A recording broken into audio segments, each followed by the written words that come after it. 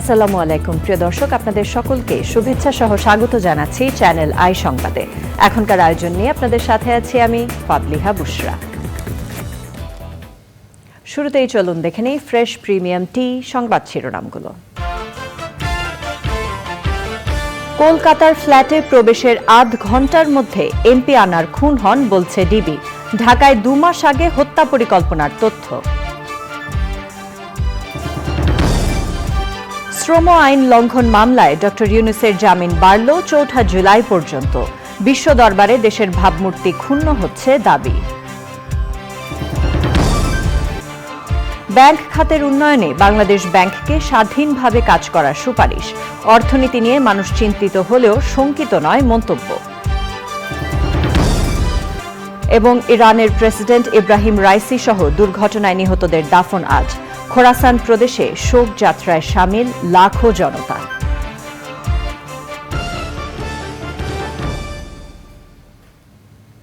এছাড়াও নিটোল টাটা বিশেষ সংবাদে থাকছে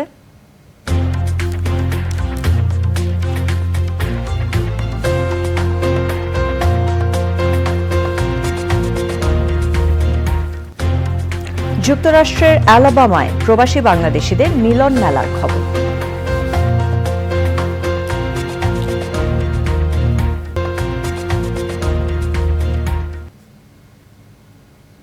সংবাদ শিরোনামগুলো জানাচ্ছিলাম। এখনকার এই সংবাদ আয়োজন একই সঙ্গে চ্যানেল আইয়ের ইউটিউব চ্যানেল এবং চ্যানেল আইয়ের ওটিটি প্ল্যাটফর্ম আই স্ক্রিনে লাইভ স্ট্রিম হচ্ছে। যাচ্ছি বিস্তারিত খবরে। কলকাতার নিউ টাউনের সঞ্জীভা গার্ডেন্সের ফ্ল্যাটে প্রবেশের মাত্র আধ ঘন্টার মধ্যে এমপি আনোয়ারুল আজিম আনারকে হত্যা করা হয়েছে বলেছে গোয়েন্দা পুলিশ।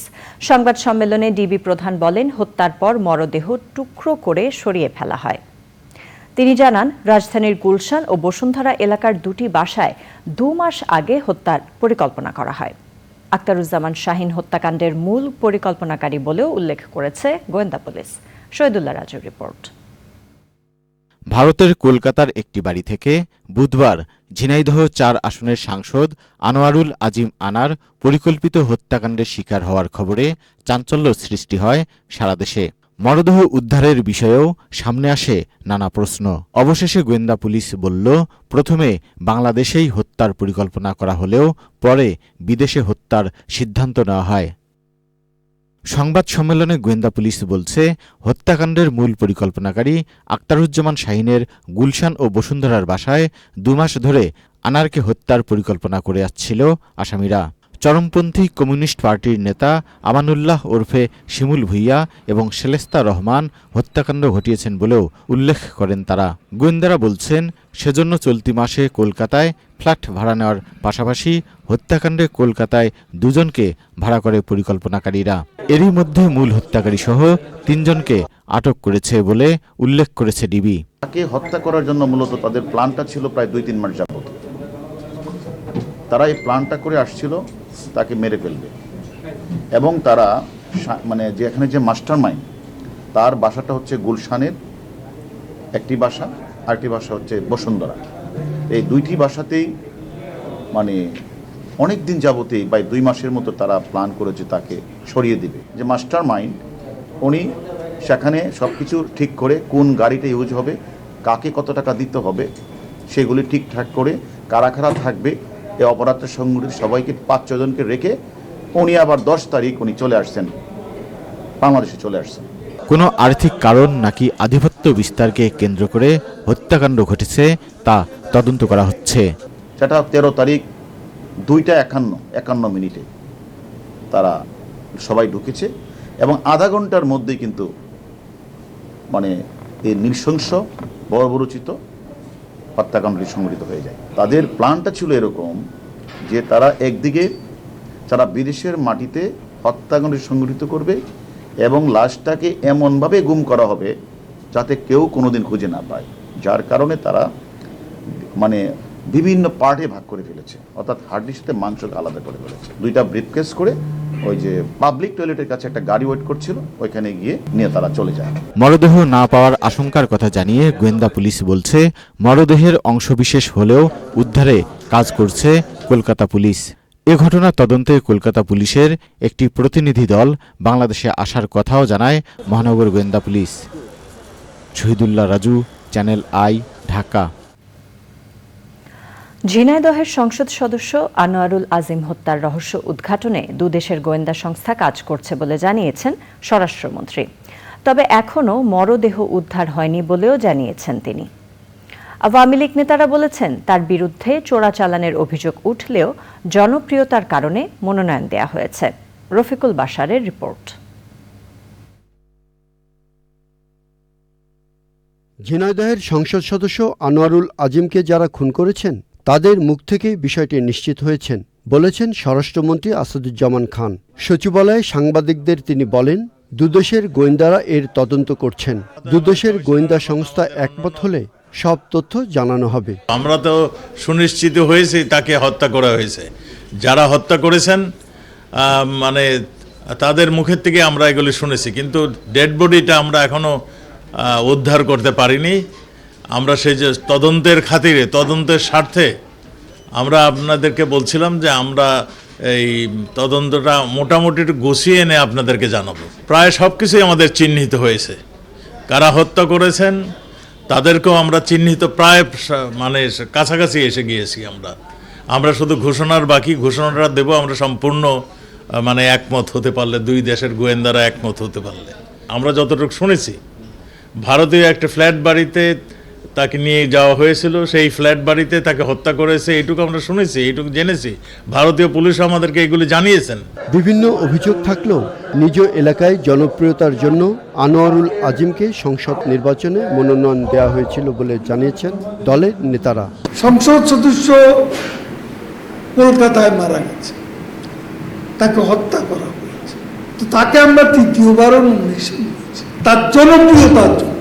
আপনারা এখন বলছেন কলকাতায় তাকে কি চোরা কারবারি কি, তা আমি সাংবাদিকদের বলি, আপনারা কি তিনবার তিনি জাতীয় সংসদের এমপি নির্বাচিত হয়েছে, তখন আপনারা কি এই তথ্যটি পেয়েছিলেন? আমাদের মিশন বিশেষ করে কলকাতায় আমাদের যে হাই কমিশন অফিস আছে, তারা সেখানকার কর্তৃপক্ষ, পশ্চিমবাংলার কর্তৃপক্ষ, ভারতীয় কর্তৃপক্ষ, ভারতীয় পুলিশের সাথে নিবিড় যোগাযোগ রাখছেন। এবং যেহেতু বিষয়টা তদন্তাধীন, সেজন্য আমি বেশি কিছু বলতে চাই না।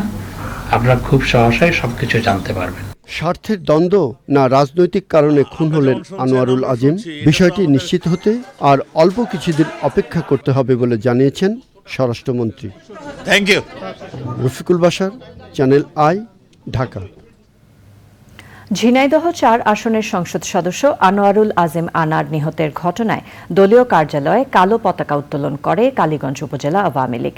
বৃহস্পতিবার দুপুরে এ ঘটনায় শোক প্রস্তাব রেখে কালো পতাকা উত্তোলন করা হয়।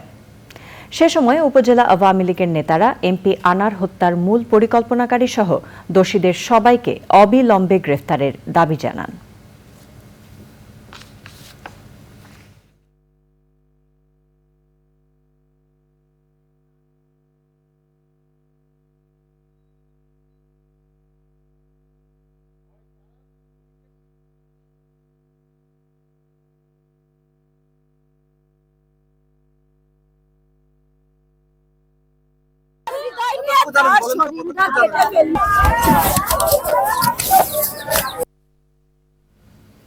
শ্রম আইন লঙ্ঘনের মামলায় ৪ জুলাই পর্যন্ত নোবেলজয়ী অর্থনীতিবিদ ডক্টর মোহাম্মদ ইউনুস সহ ৪ আসামির জামিন চতুর্থ দফায় বাড়িয়েছেন শ্রম আপিল ট্রাইব্যুনাল। ডক্টর ইউনুস অভিযোগ করেন, বিভিন্ন মামলায় তাকে টানা হ্যাচড়া করায় বিশ্ব দরবারে বাংলাদেশের ভাবমূর্তি ক্ষুণ্ণ হচ্ছে। তবে রাষ্ট্রপক্ষের আইনজীবী বলছেন, মামলার আসামির এ ধরনের বক্তব্য ঔদ্ধত্যপূর্ণ। শাকের আদনানের রিপোর্ট। শ্রম আইন লঙ্ঘনের মামলায় ৬ মাসের দণ্ড পাওয়া নোবেলজয়ী ডক্টর মোহাম্মদ ইউনুস সহ গ্রামীণ টেলিকমের সাবেক ৩ কর্মকর্তা শ্রম আপিল ট্রাইব্যুনালে হাজির হন। গত ১৬ এপ্রিল এই মামলার ৪ আসামিকে ২৩ মে পর্যন্ত জামিন দিয়েছিলেন ট্রাইব্যুনাল। সেই মেয়াদ শেষে নতুন করে জামিন চান তারা।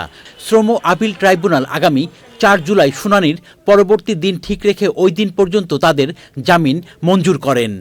এই যে কাজ করার যে একটা উঁচু লেভেলে আমরা আসতে পেরেছি এবং প্রচুর কাজ করতে পারতাম, যদি না আমরা এইসব টানাহেস্টার মধ্যে পড়ে না আছি, এই দুর্যোগের মধ্যে পড়ে না আছি। এটা ঠকছে কারা? আমি কি ঠকছি? আমার ঠকার কি আছে? আমি যা করার করেছি। শেষ বয়সে যেটুকু করে যেতে চেয়েছিলাম আমাকে সে সুযোগ দেওয়া হচ্ছে না, আমাকে নানা টানাহেস্টার মধ্যে রাখা হচ্ছে। সেটা দেশের মানুষ ঠকছে। আরটা নতুন কিছু করতে পারলে দেশের মানুষ উল্লেখ করতে, এটা বাংলাদেশ থেকে আমরা শিখেছি, সে সুযোগটা হলো না। সেটি হলো দুঃখের বিষয়। বাংলাদেশের ইমেজ সংকট হচ্ছে কিনা? হচ্ছে, অবশ্যই হচ্ছে। মানুষ দেখছে যে লোকের সঙ্গে আমি দেখা করার জন্য বসে আছি, সেই লোক এখন আদালতের হাতিটা দিয়ে ব্যস্ত আছে, সে আসতে পারে সামনে। আমরা কোর্টের কাছে নিবেদন করেছি যে আপিল মামলায় এই হাইকোর্ট হতে আরম্ভ করে সুপ্রিম কোর্ট হতে আরম্ভ করে আপিল মামলায় আসামির হাজিরার প্রয়োজন হয় না, কিন্তু এইখানে আমরা প্রতি ডেটে হাজিরা দিচ্ছি। মামলা নিয়ে ডক্টর ইউনূসের মন্তব্য প্রসঙ্গে কথা বলেন রাষ্ট্রপক্ষের আইনজীবী।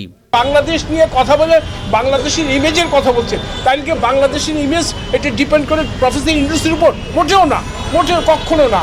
যিনি একজন আইন ভঙ্গের দায়ে সাজাপ্রাপ্ত, উনি বাংলাদেশকে নিয়ে কেন কথা বলবেন? শ্রম আইন লঙ্ঘনের অভিযোগে কলকারখানা ও প্রতিষ্ঠান পরিদর্শন অধিদপ্তরে করা মামলায় গ্রামীণ টেলিকমের সাবেক চেয়ারম্যান ইউনূস সহ 4 জনকে 6 মাস করে বিনাশ্রম কারাদণ্ড এবং প্রত্যেককে 30,000 টাকা করে অর্থদণ্ড দিয়ে গত 1 জানুয়ারি রায় দেন ঢাকার তৃতীয় শ্রম আদালত।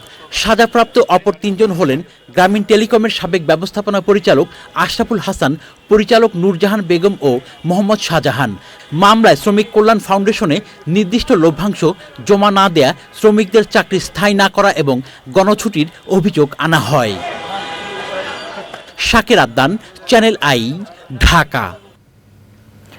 দেশের ব্যাংক খাতের অবস্থার দিন দিন অবনতি হচ্ছে বলে মন্তব্য করেছেন অর্থনীতিবিদরা। রাজধানীতে গবেষণা সংস্থা সিপিডির আলোচনায় তারা বলেছেন, নিয়ন্ত্রক সংস্থা বাংলাদেশ ব্যাংক সমবায় সমিতিতে পরিণত হয়েছে। এই খাতের উন্নয়নে রাজনৈতিক সদিচ্ছার পাশাপাশি বাংলাদেশ ব্যাংককে স্বাধীনভাবে কাজ করার সুপারিশ করেছেন বক্তারা। তবে পরিকল্পনা মন্ত্রণালয় সম্পর্কিত সংসদীয় কমিটির সভাপতি মনে করেন, দেশের অর্থনীতি নিয়ে মানুষ চিন্তিত হলেও এখনো শঙ্কিত নয়। নাজিব বেগের রিপোর্ট। দেশের ব্যাংক খাতে নানামুখী সংকট, এর পেছনের কারণ ও চ্যালেঞ্জ উঠে আসে সেন্টার ফর ডায়ালগ সিপিডির গোলটেবিল আলোচনায়। সাধারণ মানুষ যখন ব্যাংকে টাকা রাখে তারা কি আসলে পাচ্ছে? আলোচকরা বলেন, খেলাফি ঋণের পাশাপাশি এ খাতে বড় ধরনের দুর্নীতি বেড়েছে। দুর্বল ব্যাংকের সাথে ভালো ব্যাংকের একত্রীকরণ নিয়েও প্রশ্ন তোলেন অনেকে। বাংলাদেশ ব্যাংক যে রোডম্যাপ যেটা দিয়েছেন খুবই ভালো, কিন্তু সেই রোডম্যাপ বাস্তবায়ন যদি তাদের করতে হয় তাহলে কিন্তু তাদের নিজেদের স্বাধীনভাবে কর্মকাণ্ড পরিচালনা করার জন্য যে সক্ষমতা সেটাও কিন্তু নিশ্চিত করতে হবে। আলোচনায় বাংলাদেশ ব্যাংকের কড়া সমালোচনা করেন প্রতিষ্ঠানের সাবেক গভর্নর সালেউদ্দিন আহমেদ। বাংলাদেশ ব্যাংক এত ভালো করছে, সবকিছু করতে গিয়ে লোকের 12টা বাজতেছে আর কি। ঘন ঘন সিদ্ধান্তের পরিবর্তন, কালকে এটা পরশুদিন হঠাৎ বলে না না এটা হবে না ওইটা। তার মানে কি পলিসি মেকিং ডিসিশন, পলিসি এত রং। 2-3 বছর আগে দেখেছি আমরা ফরেন রিজার্ভে চাপ পড়ছে, 82-র মধ্যে রেখে দিলেন, $12 বিলিয়ন খরচ করে ফেললেন, কিসের জন্য? আলোচকরা বলেন, কাগজে কলমে খেলাফি ঋণের পরিমাণ 1,45,000 কোটি টাকা হলেও এর প্রকৃত অঙ্ক অনেক বেশি। $1,00,000 দাম বেড়ে যাওয়া কাম্য নয় বলে মন্তব্য করেন সংসদের বিরোধী দলীয় উপনেতা। বাংলাদেশ ব্যাংক এতদিন 84 ওনারা রেখে দিলেন, ওনাদের তো কিছু এসে যায় না। আজকে 85 থেকে আপনি 110-এ যখন আপনি দিলেন আস্তে আস্তে করে, who had to face it?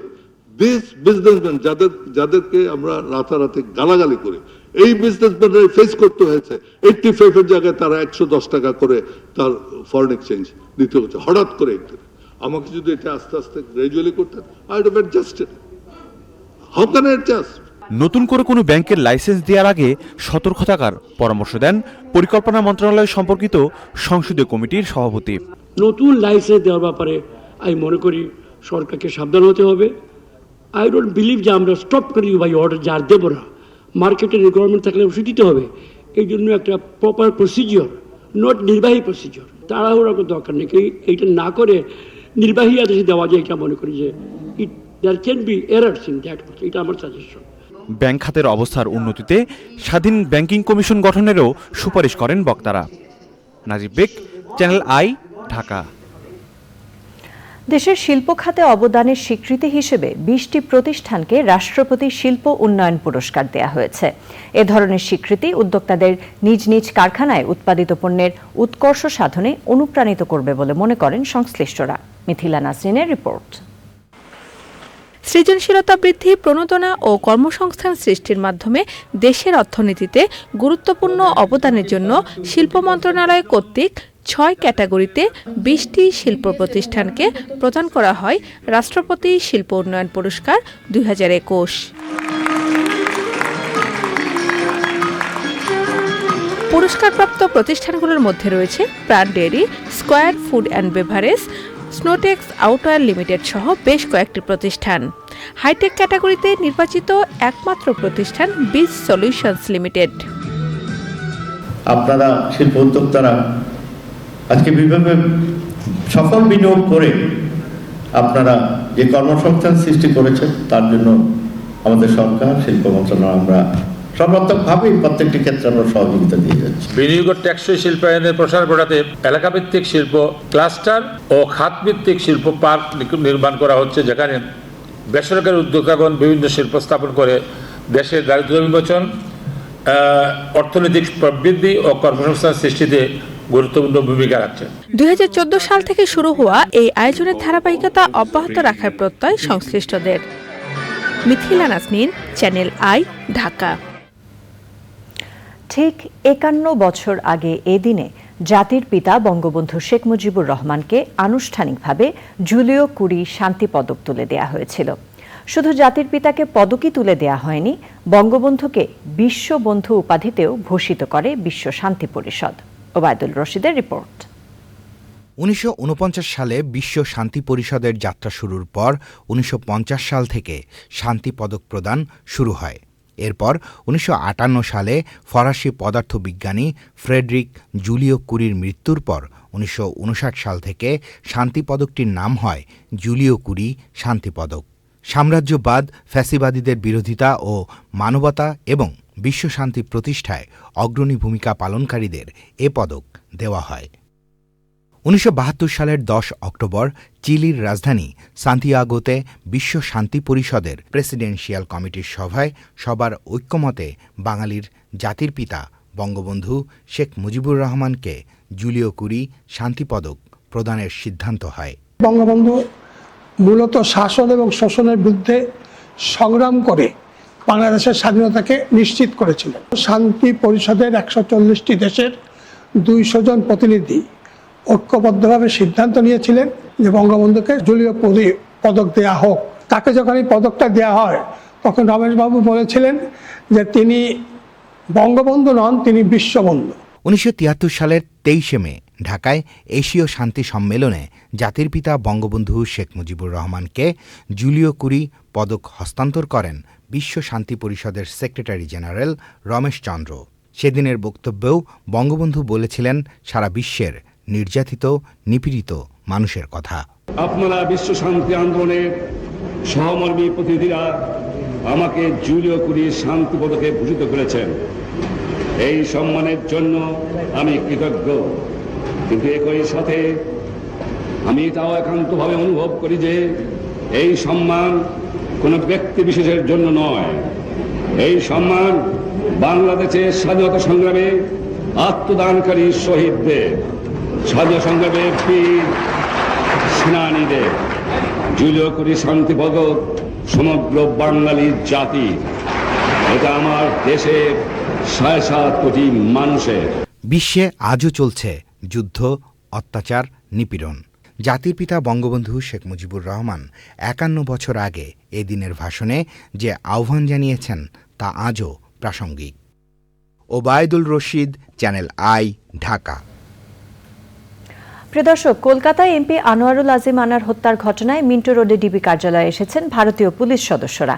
এ নিয়ে জানতে মাসরুর শাকিলের কাছে যাচ্ছি, তিনি ডিবি কার্যালয়ে আছেন। শাকিল, ডিবি কার্যালয়ে আসা ভারতীয় পুলিশ সদস্যদের বৈঠকের বিষয়ে কি তথ্য আছে আপনার কাছে?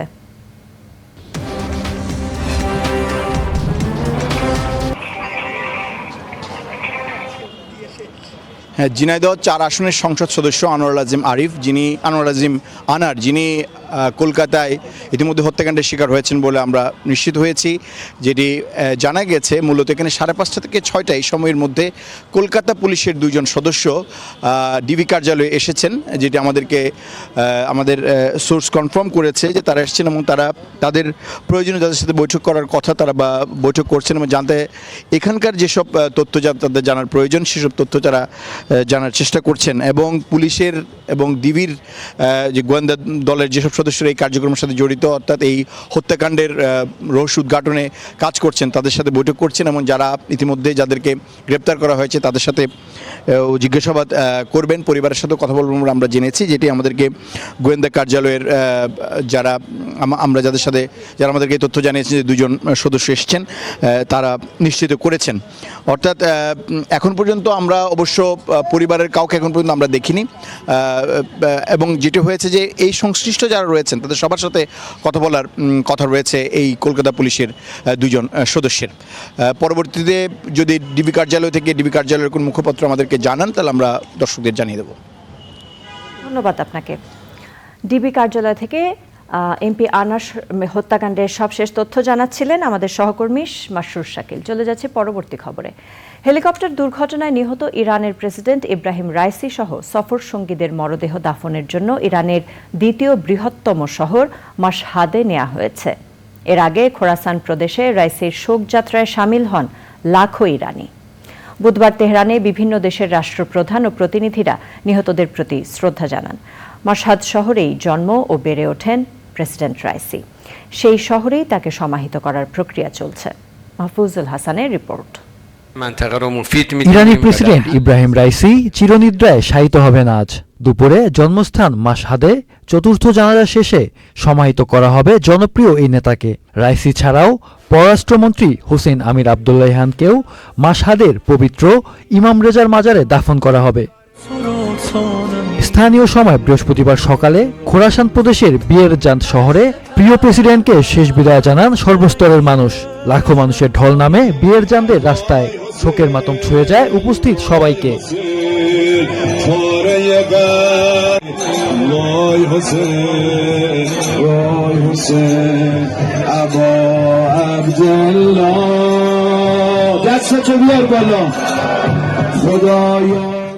এর আগে বুধবার তেহরানে 50 দেশের 68 জন উচ্চপদস্থ কর্মকর্তা মরদেহের প্রতি শ্রদ্ধা জানান।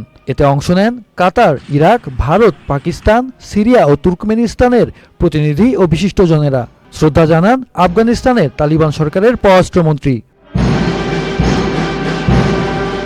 বুধবার সকালে তেহরান বিশ্ববিদ্যালয়ে রাইসির 3য় জানাজার নামাজ পড়ান ইরানের সর্বোচ্চ ধর্মীয় নেতা আয়াতুল্লাহ আলী খামেনি। পরে রাইসির পরিবারের সঙ্গে দেখা করেন তিনি।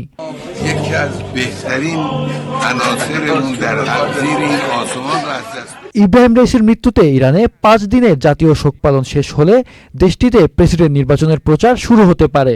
28শে জুন অনুষ্ঠেয় নির্বাচন নিয়ে উদ্বেগ দেখা গেছে ইরানের সাধারণ মানুষের মাঝে, কারণ বেশিরভাগ ইরানি মনে করেন রাইসির মতো মর্যাদা সম্পন্ন কোনো প্রার্থীই নেই। Mahfuzul Hasan, channel I. Helicopter দুর্ঘটনায় ইরানের প্রেসিডেন্ট ইব্রাহিম রাইসির মৃত্যুতে শোক জানিয়েছে বিএনপি। ইরান দূতাবাসে গিয়ে শোক বইয়ে সই করেন দলের মহাসচিব মির্জা ফখরুল ইসলাম আলমগীর। পরে তিনি বলেন, এই মুহূর্তে বিশ্বে যখন অভিজ্ঞ রাজনৈতিক নেতা প্রয়োজন, তখন ইব্রাহিম রাইসির মতো এমন একজন অভিজ্ঞ রাজনীতিকের এভাবে মৃত্যু কাম্য নয়।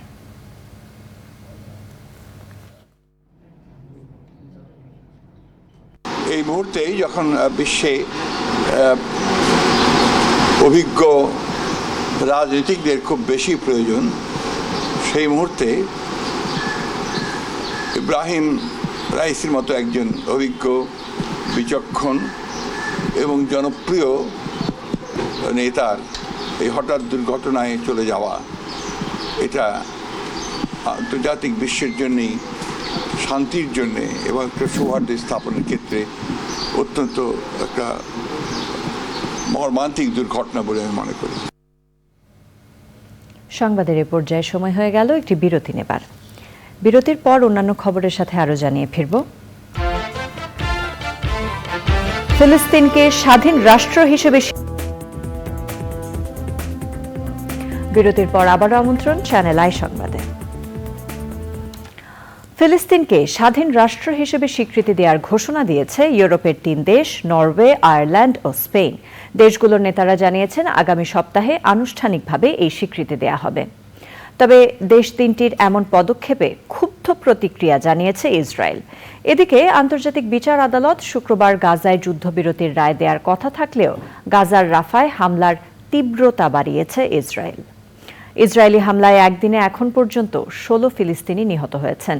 উত্তর গাজায় অবশিষ্ট থাকা 2টি হাসপাতালও ইসরায়েলি বাহিনী দখলে নিয়েছে বলে জানিয়েছে বিশ্ব স্বাস্থ্য সংস্থা।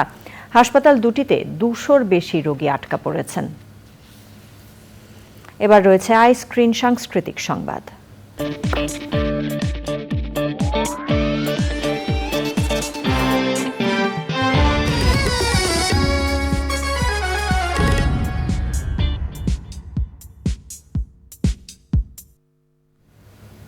বিনোদনের সবচেয়ে বড় ওটিটি প্ল্যাটফর্ম আইস্ক্রিনে প্রিমিয়াম কন্টেন্ট হিসেবে বৃহস্পতিবার বিকেল 3টায় স্ট্রিমিং হয়েছে রিয়াজ, তারিন ও পারসা ইভানা অভিনীত নাটক ভালোবাসার কাব্য। নাটকটি রচনা করেছেন MS রানা এবং পরিচালনা করেছেন শামীম জামান। দর্শকরা আইস্ক্রিন সাবস্ক্রাইব করে ভালোবাসার কাব্য উপভোগ করতে পারবেন।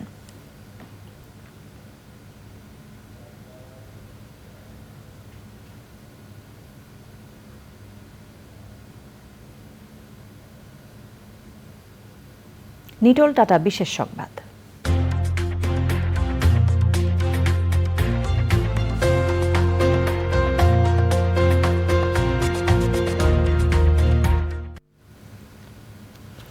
যুক্তরাষ্ট্রের অ্যালাবামা অঙ্গরাজ্যের মোবিলে প্রবাসী বাংলাদেশিদের আয়োজনে মিলন মেলা অনুষ্ঠিত হয়েছে। কয়েকশো প্রবাসী বাংলাদেশি সেই অনুষ্ঠানে যোগ দেন। আয়োজনে ছিল সাংস্কৃতিক পর্ব, কনসুলেট পরিষেবা, মুখরোচক খাবার সহ বাংলাদেশের ঐতিহ্যের শাড়ি গহনার স্টল। গালফ কোস্ট বাংলাদেশি কমিউনিটির আয়োজনে অনুষ্ঠানে প্রধান অতিথি ছিলেন মার্কিন প্রতিনিধি পরিষদের সদস্য জেরি এল কার্ল। এছাড়াও ছিলেন অ্যালাবামার secretary of state Wes Allen, সংগঠনের সদস্য মোহাম্মদ ইকবাল, পারভেজ জীবন, খন্দকার শফি সহ অন্যরা। অভিনেতা শহীদুল ইসলাম সাচ্চুর সঞ্চালনায় অনুষ্ঠানে SI টুটুল এবং ঋতুপর্ণা ব্যানার্জি সঙ্গীত পরিবেশন করেন। এবার জানাবো কৃষি সংবাদ।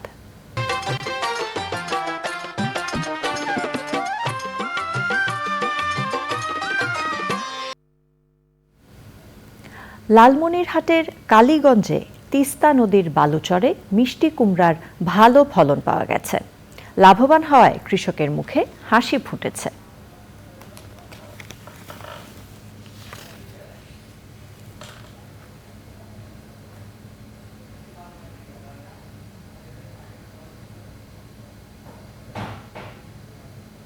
এবার রয়েছে প্রকৃতি সংবাদ।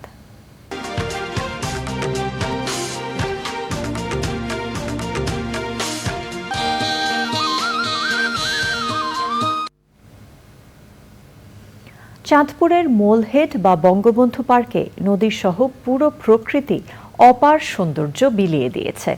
শহুরে ব্যস্ততা ভুলে মনোরম এই পরিবেশে ভিড় করছেন দর্শনার্থীরা। স্থানটির অপরূপ সৌন্দর্য পর্যটন শিল্পে নতুন সম্ভাবনার দ্বার উন্মোচন করেছে বলছেন সংশ্লিষ্টরা।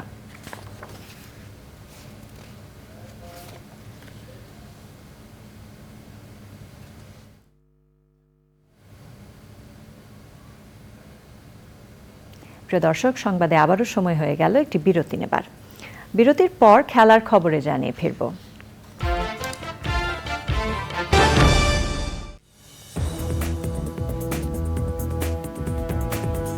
বিরতির পর সাথে থাকার জন্য ধন্যবাদ সবাইকে।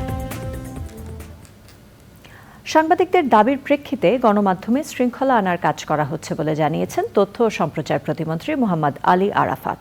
সচিবালয়ে গণমাধ্যম কেন্দ্রে বাংলাদেশ সেক্রেটারিয়েট রিপোর্টার্স ফোরাম আয়োজিত BSRF বার্তার মোড়ক উন্মোচন ও মতবিনিময় সভায় তিনি একথা বলেন।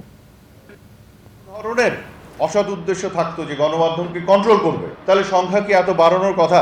কেউ যেন গণমাধ্যমের স্বাধীনতা স্পেসকে অপব্যবহার করে সাংবাদিকতা বা গণমাধ্যমকে ক্ষতিগ্রস্ত না করতে পারে, সেক্ষেত্রে দেশ তার ভবিষ্যৎ উন্নয়ন এবং গণতন্ত্র ক্ষতিগ্রস্ত হয়। যতটুকু পরিবর্তন সংস্কার করার সুযোগ আছে সবগুলোই করব, তবে এটাকে আমি প্রায়োরিটি বেসিসে করব। কোনটা আগে ধরবো, কোনটা তারপরে এইভাবে ধীরে ধীরে সব জায়গাতেই কিছু না কিছু পরিবর্তন আপনারা দেখতে পারবেন। জনপ্রিয় অভিনেত্রী আফসানা মিমির বাবা সৈয়দ ফজলুল করিম মারা গেছেন। ইন্না লিল্লাহি ওয়া ইন্না ইলাইহি রাজিউন।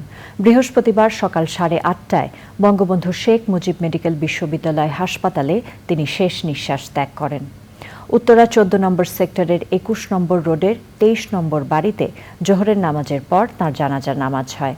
এরপর বাগেরহাটের ফকিরহাট উপজেলার সৈয়দ মহল্লার উদ্দেশ্যে তাকে নিয়ে যাওয়া হয়।